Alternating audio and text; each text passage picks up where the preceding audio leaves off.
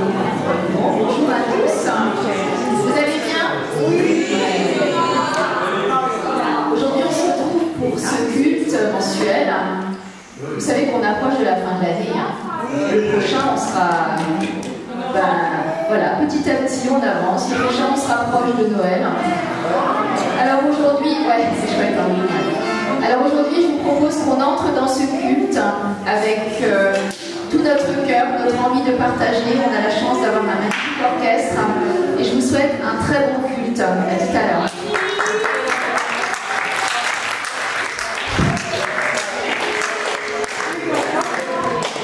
Et nous voulons commencer en vous souhaitant la bienvenue avec ce premier chant, Bienvenue.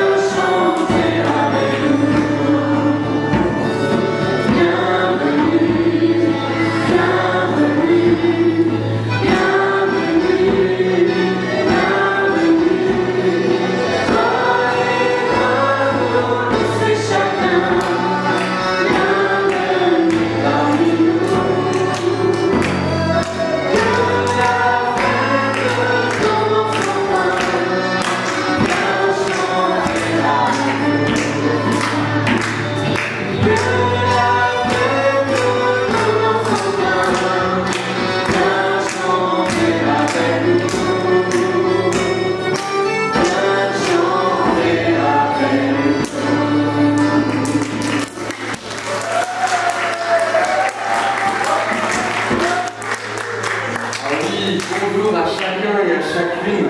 Quel bonheur, quel plaisir d'être ensemble cet après-midi. Soyez vraiment les bienvenus à la chapelle. Comme on l'a chanté, on peut laisser de côté tous nos soucis. Et pour entrer pleinement et joyeusement dans la présence de Dieu.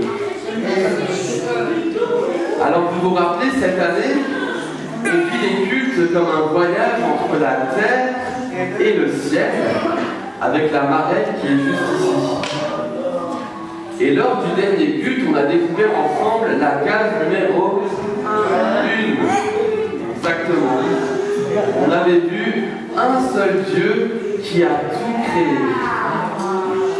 Et on a envie maintenant de placer quelques images sur cette case pour se rappeler ce qu'on a vu la dernière fois. Alors on a vu que Dieu, il a créé le jour et la nuit. Ensuite, Dieu Il a créé le monde entier. Il a aussi créé le ciel et la terre.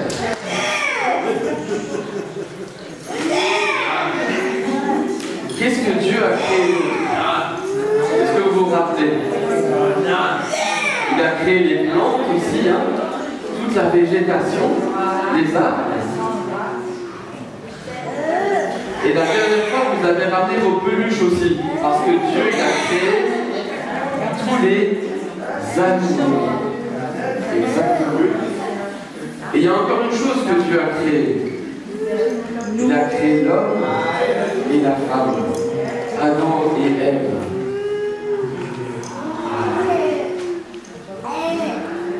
Merci en tout cas à ceux qui sont venus déposer les images, on peut les applaudir.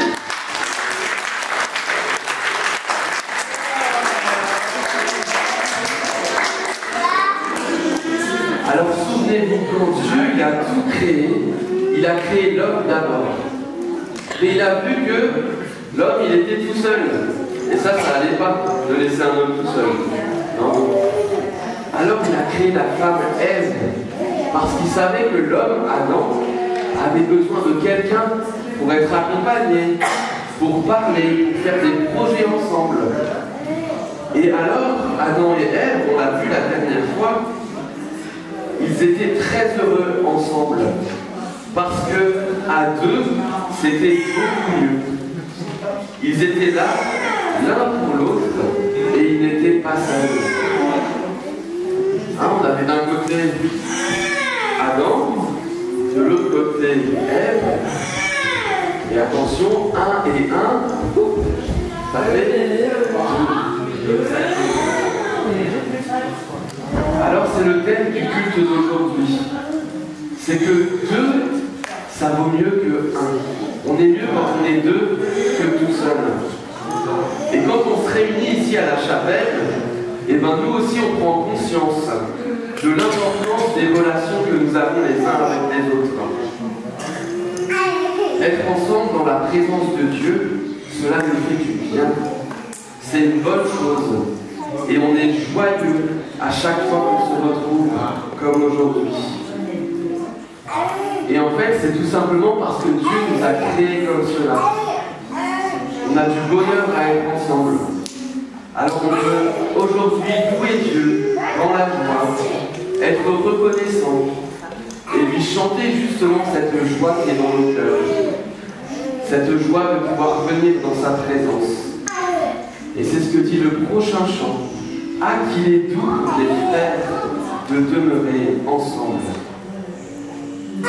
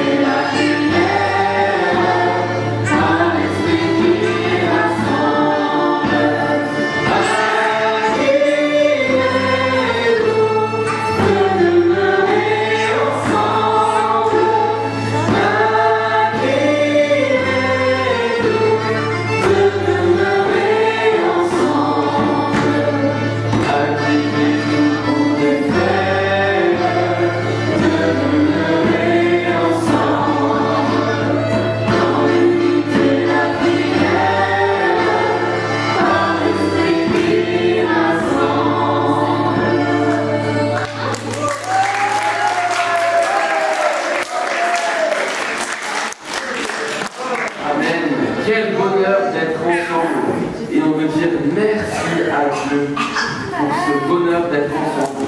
Merci à Dieu pour tant de choses. Écoutez ce psaume, un psaume de reconnaissance pour dire merci à Dieu. Tous les habitants du monde, criez de joie pour le Seigneur. Servez le Seigneur joyeusement. Approchez-vous de lui dans la joie. Reconnaissez que le Seigneur est Dieu. C'est lui qui nous a fait et nous sommes à lui.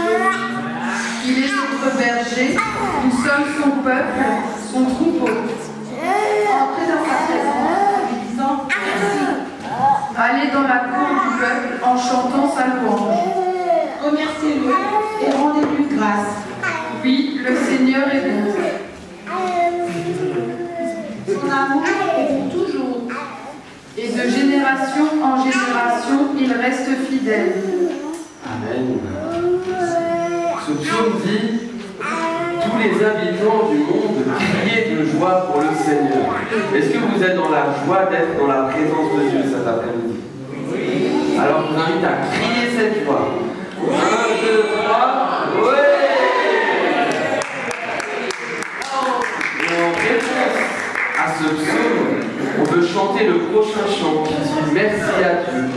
Merci à Dieu pour chaque journée qu'il nous donne. Merci à Dieu pour sa présence dans nos vies.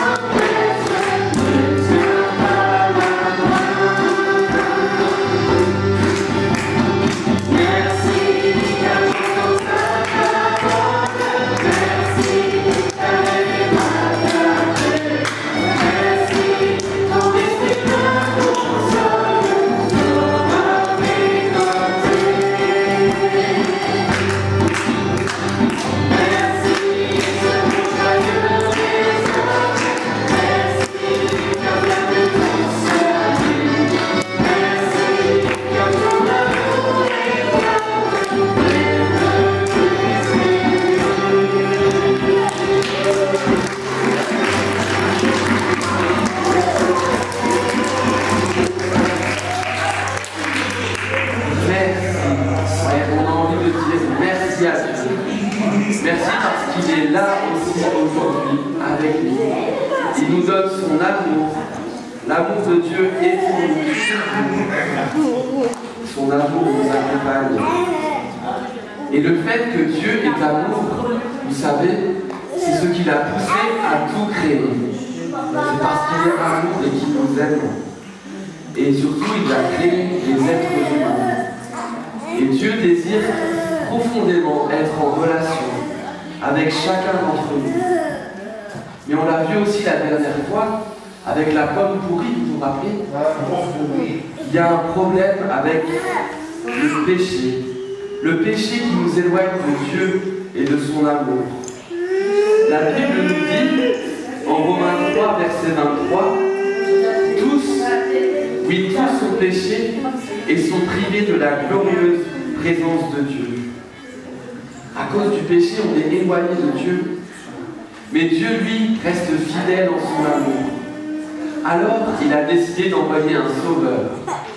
Est-ce que vous savez de qui on parle? Qui est ce sauveur? C'est Jésus. Exactement. Alors, on veut raconter aujourd'hui l'histoire de Jésus qui commence cette mission pour laquelle il a été envoyé sur terre. Alors, les acteurs vont se mettre en place et on va raconter ensemble cette belle histoire de Jésus.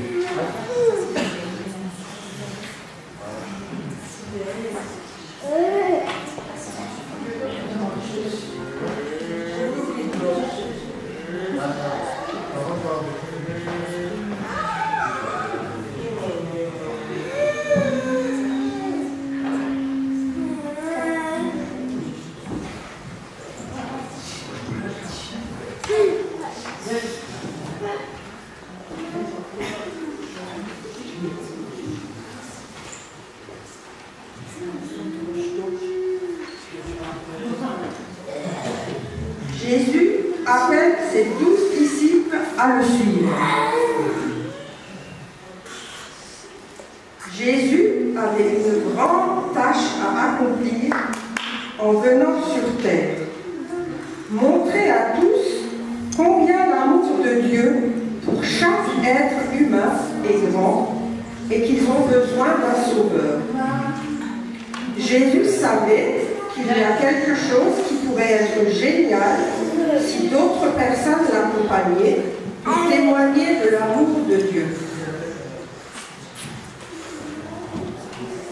Non seulement il serait plusieurs pour s'investir dans ce travail, mais les participants apprendront au contact de Jésus comment montrer l'amour aux autres. Oui, Jésus voulait que d'autres apprennent à faire comme lui, alors il commença à chercher qui pourrait l'aider. Il se rendit à la ville de Capernaum. Alors qu'il marchait au bord de la mer de Galilée, il trouva 2 pêcheurs, Simon-Pierre et son frère André. Il leur dit: suivez-moi.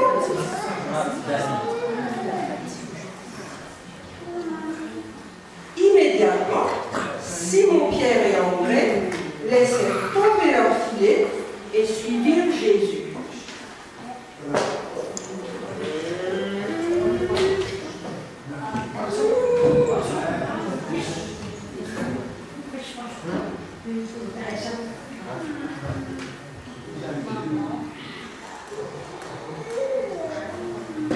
Et Jésus fit cela avec 12 hommes.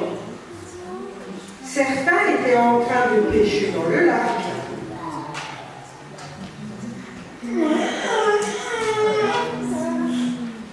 D'autres se rendaient à leur travail.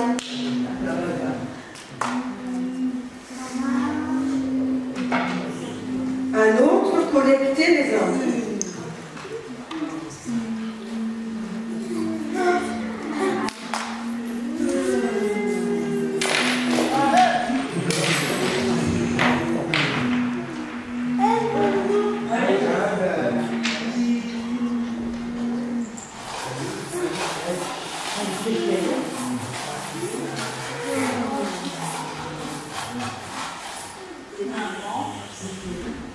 Un autre encore était assis sous un arbre.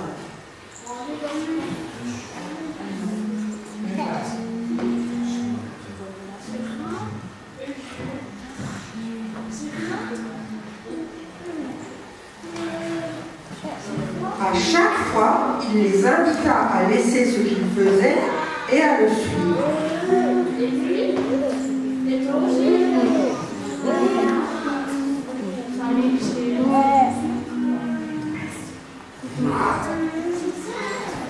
Certes, c'étaient des gens très occupés, mais Jésus avait pour eux un travail plus important.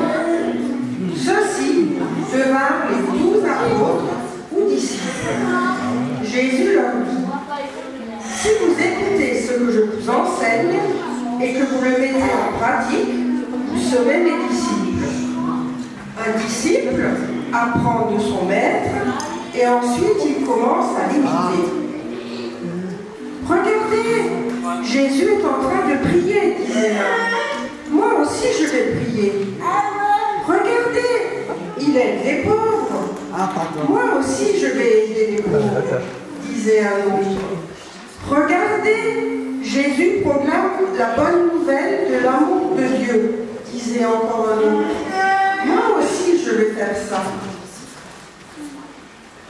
Ils accompagnaient Jésus, ils aidaient les gens qui venaient à Jésus pour être guéris, et ils apprenaient beaucoup de choses en même temps.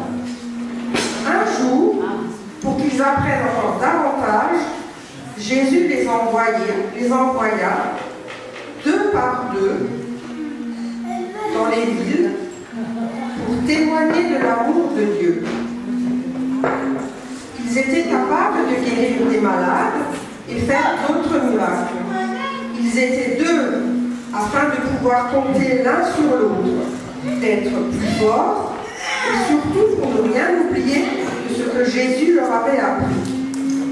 Dès qu'ils avaient besoin, ils revenaient vers Jésus qui avait toujours la réponse à leurs questions et pas à pas, ils apprenaient les choses de Dieu au contact de Jésus.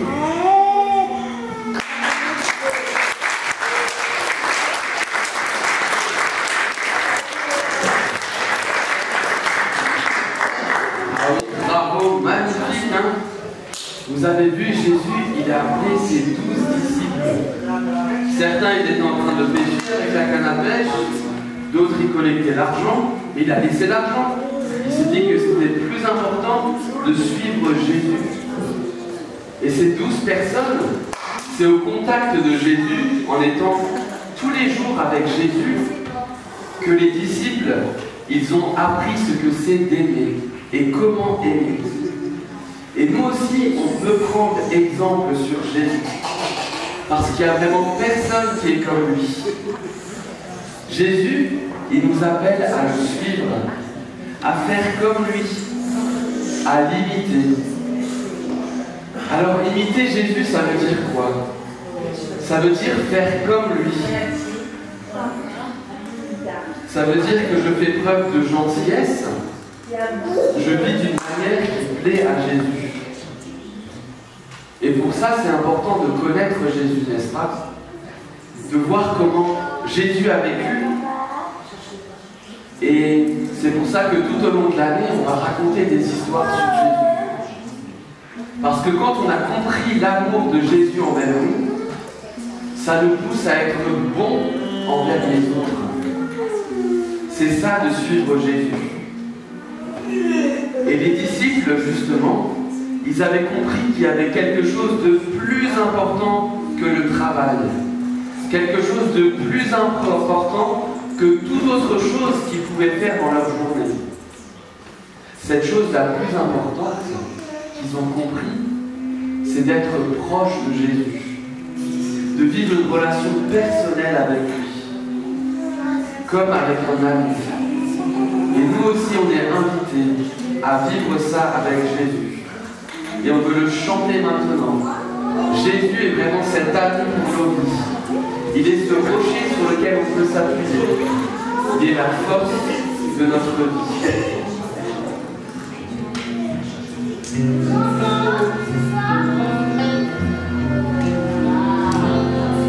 Jésus est le rocher de ma vie. Jésus est le rocher de ma vie. Jésus est le rocher de ma vie. Jésus est le rocher de ma vie. Il est en haut, en bas, devant, derrière et autour de moi.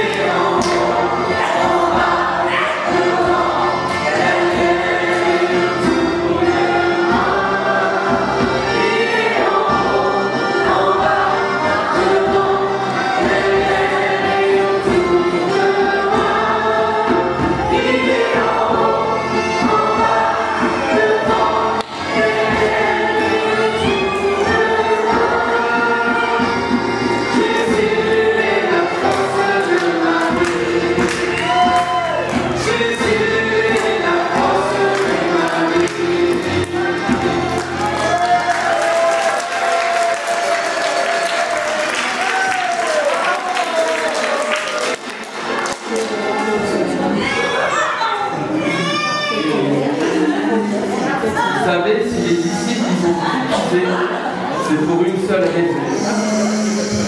Ils avaient vu que Jésus était quelqu'un de différent. C'est pour ça qu'ils ont tout abandonné pour le suivre. Et nous aussi, nous sommes encouragés à suivre Jésus, à l'imiter. Et dans notre histoire, il a été expliqué qu'à un moment donné, Jésus, il a envoyé ses disciples peu partout, dans chacune des villes. À votre avis, pourquoi est-ce qu'il les a envoyés deux par deux? Il aurait pu dire, il y en a un qui va là, un autre qui va là, un autre ici, mais non, ils étaient deux. Est-ce que vous avez une idée de pourquoi?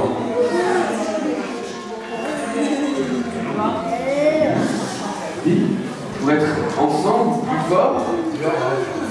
Et aussi, ils venaient d'apprendre plein de choses de Jésus. Alors le fait d'être à deux, ils pouvaient encore mieux mémoriser ce que Jésus avait enseigné.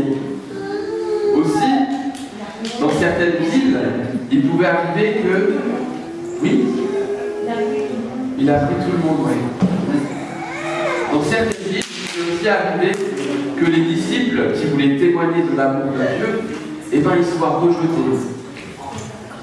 Et ça, c'est pas facile, hein, d'être rejeté.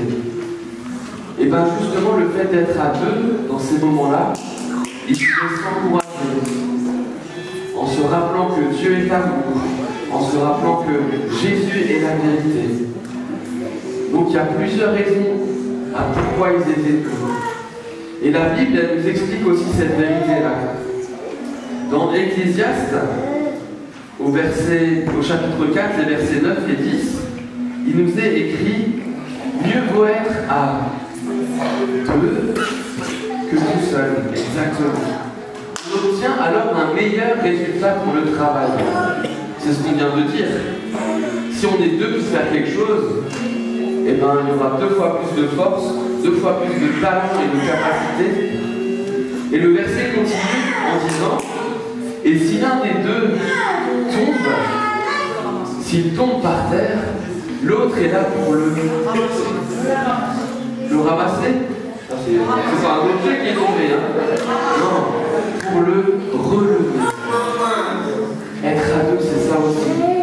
Parce que si on est tout seul et qu'on tombe, c'est-à-dire qu'on est dans la difficulté, et bien si on est tout seul, il n'y a personne pour nous relever. Mieux vaut être à deux que tout seul. C'est le message d'aujourd'hui. En fait, cette histoire qu'on a racontée, elle nous apprend une chose très importante. C'est qu'on a tous et tous besoin d'amitiés qui sont sincères et vraies dans notre vie. Et c'est ce que je désire que vous puissiez retenir avec cette deuxième case. Mieux vaut être à deux que tout seul.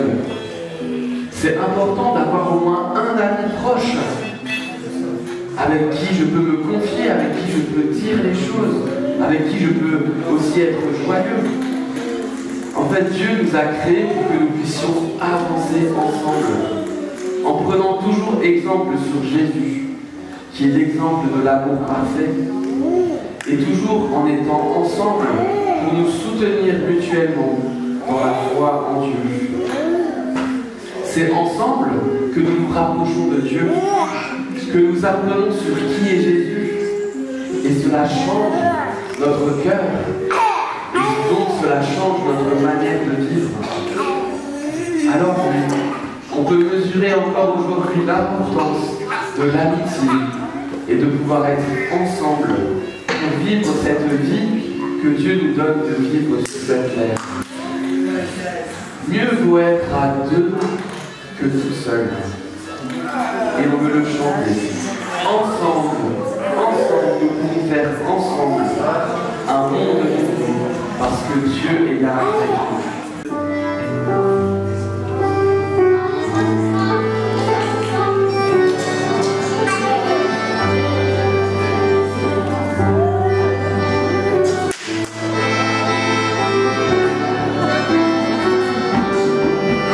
Ensemble,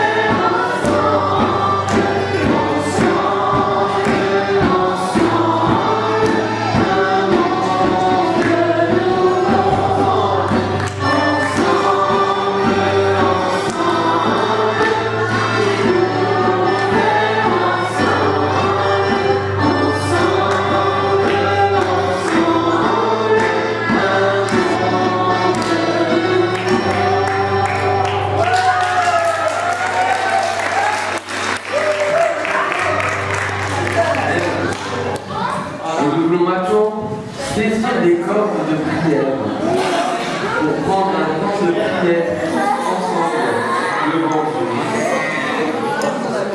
Et après chaque intention de prière, nous répondrons par un refrain qui dit main dans la main, Jésus nous tient la main. Parce que Jésus est avec nous pour nous aider à vivre à sa suite en tant que disciples de Jésus. Alors voilà, vous pouvez chacun saisir ses cordes et nous allons prier ensemble. Silence, on peut fermer les yeux si ça nous aide à nous concentrer aussi pour prier maintenant.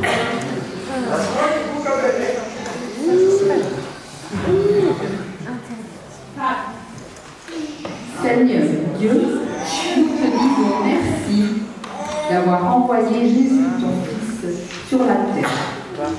Nous savons qu'il est venu pour nous sauver du mal, du péché qui est en nous.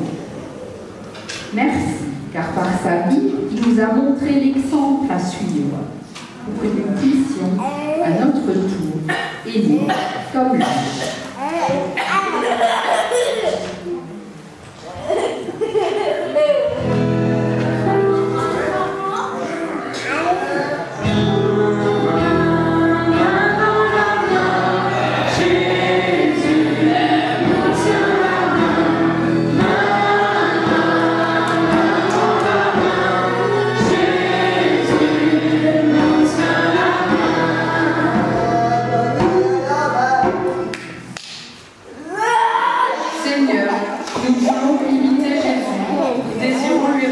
Toujours davantage.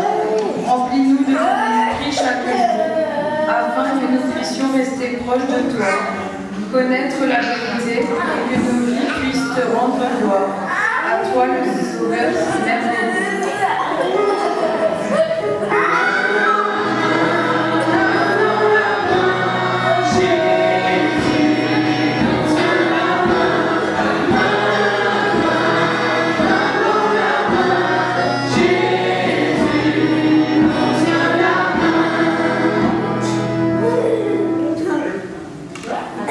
Seigneur, rends-nous sensibles aux autres.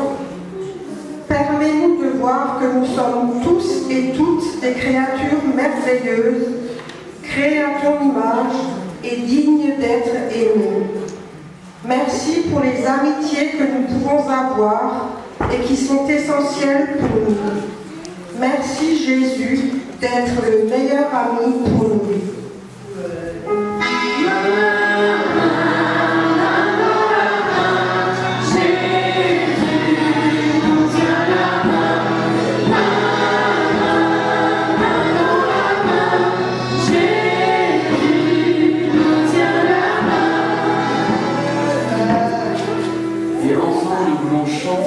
Cette prière que Jésus nous a laissée. Et si vous avez envie de vous lever, vous pouvez le faire, afin que nous puissions exprimer cette prière à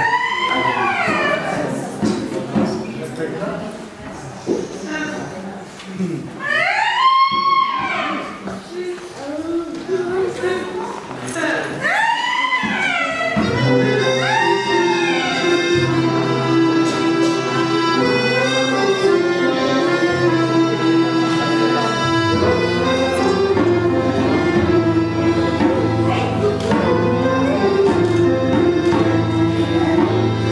Notre Père qui es aux cieux, que ton nom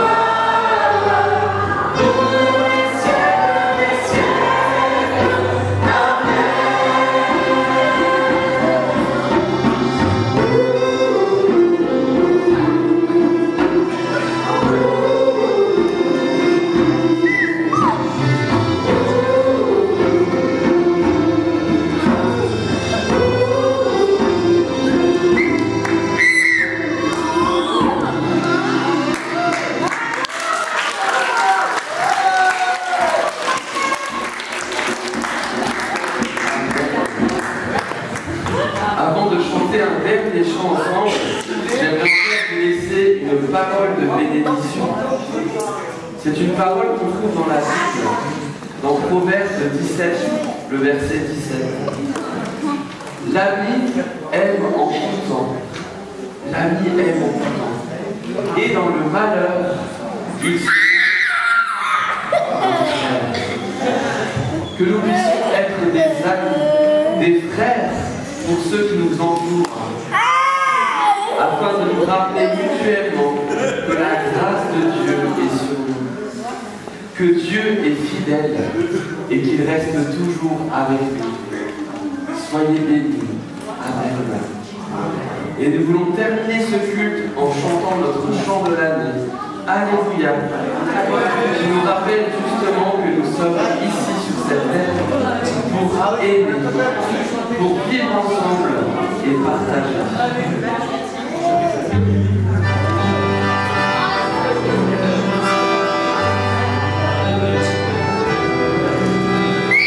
Pourquoi rêver d'un paradis? C'est maintenant et c'est ici. Il faut unir nos espoirs et nos joies.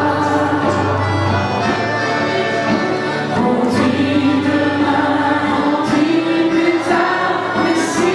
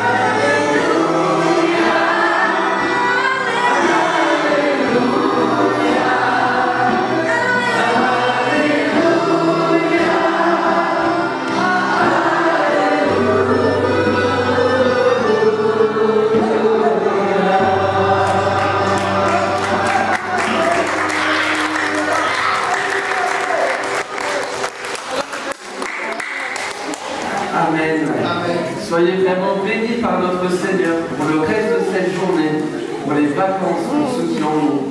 Et on se dit à bientôt, déjà le 11 novembre, pour le culte avec l'armée du salut, et ensuite le 24 novembre, pour le prochain culte